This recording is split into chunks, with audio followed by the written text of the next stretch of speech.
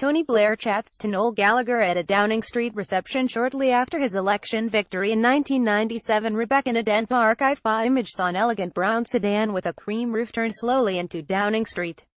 The small crowd of autograph hunters on the pavement cried out, and, in front of them, the jostling TV crews shouted at each other.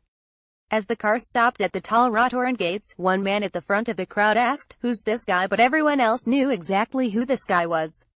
"I'd only signed off the dole 4 years earlier," Noel Gallagher would recall, "and I arrived at Downing Street in a Rolls-Royce. It was a second-hand one that his label had bought him as a gift, but it was what it was." Farther down the road, inside number 10 and up on the first floor in the grand staterooms of the Prime Minister's official residence, Tony Blair was chatting to the guests who had already arrived. Several of that evening's invitees were celebrities, but, as he and his spin doctors would have anticipated, Gallagher's invitation had attracted by far the most press attention. Blair was trying to encourage journalists and the electorate to see him as youthful and cool, and he was doing so with a degree of success that former prime ministers had never dared strive for.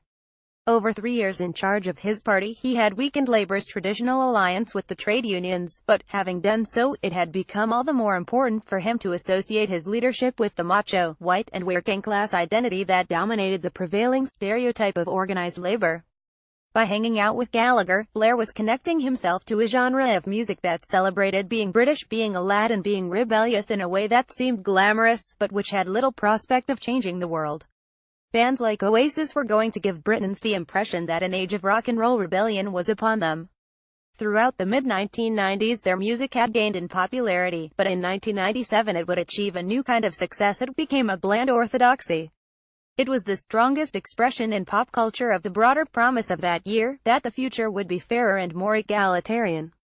Labour was not going to return to socialism, but this new, national rock music seemed to prove that the wider culture would become more representative of the country as a whole, and the working class in particular.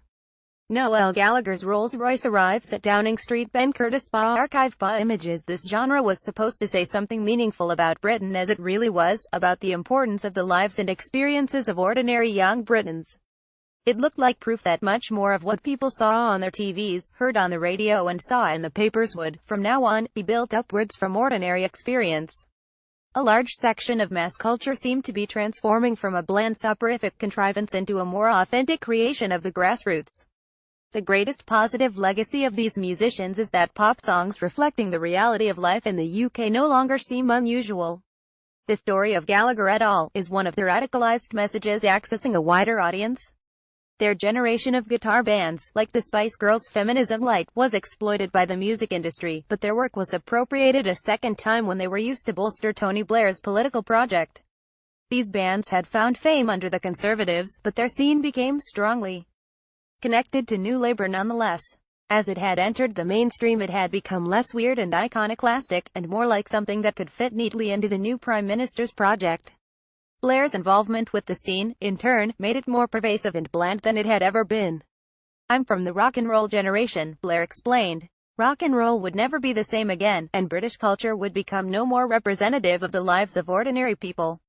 Instead, the pervasive whiteness and parochial focus of the late 1990s indie rock scene would feed a national culture that was unaware of how much it shared with the outside world, and how dependent it was on it.